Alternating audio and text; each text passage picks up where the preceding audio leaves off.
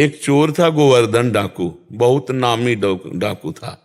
बिल्कुल सरल उदाहरण में तुम्हें बताया है। तो एक दिन राज कर्मचारियों ने उसका पीछा किया। अब वो भागा, घोड़ा भी छोड़ दिया, पैदल भागा। तो एक जगह देखा बहुत सत्संग हो रहा था, कथा हो रही थी। पंडित परशुराम जी महाराज कथा कर रहे थे, करमैती बाई के पिता। ये प्रमाणित कथा हम आपको बता रहे। तो उस सभा में घुस गया। तो राज कर्मचारी आए, सोचा सभा में चोर कैसे हो सकता है, यहां तो चोर घुसने का साउंड। तो अब उसको पाया ही नहीं।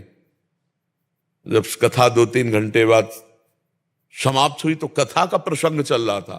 वृंदावन में श्री बांके बिहारी लाल को आज यशोदा मैया ने सोने की करधनी, सोना, वो तो चोर आदमी, करधनी सोने की। भगवान श्री कृष्ण चंद्र जी को बांके बिहारी को कह के पुकार। 8 वर्ष की अवस्था है, मैया ने सोने की लकुट दी, सोने का। अरे इतना माल एक साधारण, और गाय चराने अपने सखाओं के साथ जा रहे हैं। कथा समाप्त हुई, नजदीक पहुंचा, चाकू निकाली, पंडित परशुराम जी के गले में लगाई। पता लिखो, ये जो इतना धनी बालक का वर्णन कर रहे थे, पता लिखो। उन्होंने देखा तो उनका डाकू है जो मेरा नाम सुन करके भयभीत हो जाते हैं, हमारा नाम गोवर्धन डाकू है। कहा भैया इतनी तुम्हें जल्दीबाजी क्या है? बोले पता लिखो। केवल कहा? बोले मथुरा क्षेत्र वृंदावन, बाप का नाम नंद बाबा, कन्हैया, गाय चराना। पर सुनो, ये तुम्हारे जैसे डाकू उसको चोरी नहीं कर सकते, बहुत नटनागर, बहुत प्रवीण बालक है वो। तो उन्होंने कहा तुम हमको ऐसा समझते हो, अकेले अकेले राजाओं के महलों को लूट लिया है। बोले फिर भी नहीं लूट सकते, बहुत प्रवीण है।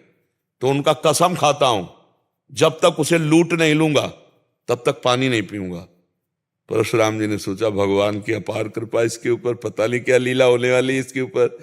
उन्होंने कहा सुनो, हमारी तरफ से माखन मिश्री ले लो, जब तुम्हारा बस ना चले तब माखन मिश्री उसे खवा देना। हाँ ये बात भी ठीक है, बच्चा है, फुसला के काम चल जाए तो मारना काहे को पड़ेगा।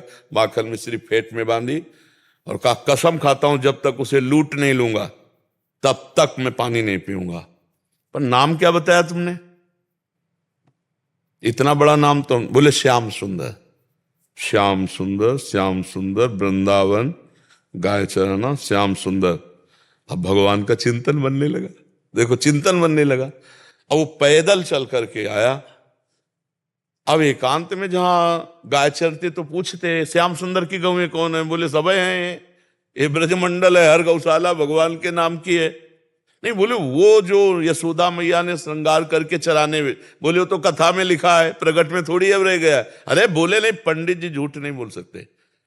हम लोग चोर डाकू झूठ बोल सकते हैं, पंडित थोड़ी झूठ बोल सकते हैं। भगवान तो है ना, वो अपने भगवान को तो श्याम सुंदर है ना। अब एकांत में विकल हो गया और कहा अगर कोई ईश्वर है तो मुझे श्याम सुंदर से मिला दे, क्योंकि मैंने कसम खाया है बिना लूटे पानी नहीं पिएंगे। इतने में आवाज आई एक ग्वारिया पर, ए श्याम सुंदर तुम्हारी गाय इधर जा रही। अरे दौड़ा उधर, देखा कमर में हाथ रखे, न जाने कौन से गुण पर दयाली दिए जाते हैं, पीतांबर की फेट, वैसे ही श्रृंगार जैसा पंडित जी ने वर्णन किया था। श्याम सुंदर, कमल नयन, मोर मुकुट और करधनी और लकुट। उसने हर चाकू निकाली, हर सखा को, और वो सब सखा दिव्य, वो गायें दिव्य भगवान ने प्रकट की थी। सब सखाओं का भाग जाओ नहीं मार डालेंगे। भगवान ने इशारा किया कि जाओ इसको हमें एकांत में निहाल करना है। बोले हाँ बोल रहे। बोले तू डरता ले क्या? बोले अब काल से भी नहीं डरते, तेरे से क्या डरना है।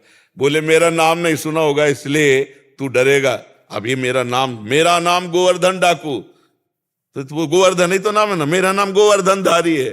भगवान उससे जब वार्ता कर रहे हैं तो उसका जीवत्व तो नष्ट हो रहा है, अज्ञान नष्ट हो रहा है।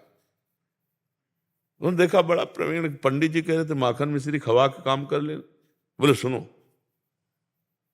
भगवान ने कहा अच्छा ऐसा प्यार करते हो? बोले प्यार के लिए नहीं, ये सोना चांदी जो पहले ये उतराले के लिए। वो कहा ये तो वैसे ही उतार देंगे, लाओ तुम्हारा।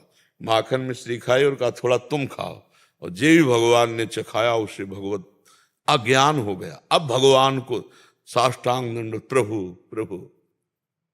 एक बात सुनी कि कन्हैया गाँव में चरा रहा है, चल पड़ा, कसम खा ली तो भगवान मिल गए। यहाँ जीवन व्यतीत हुआ जाता है, हलवा पूड़ी खा करके दिनचर्या का बैलेंस बनाते रहते हैं, तो भगवान कहाँ मिले? जब भूख प्यास सहकर केवल भगवान के दर्शन के लिए, तो भगवान उसी समय प्राप्त हो जाते हैं। हम लोग सुनते बहुत हैं, समझदार बहुत हैं, नहीं करना चाहिए ये भी जानते हैं, लेकिन भजन ना होने के कारण हम उसको उतार नहीं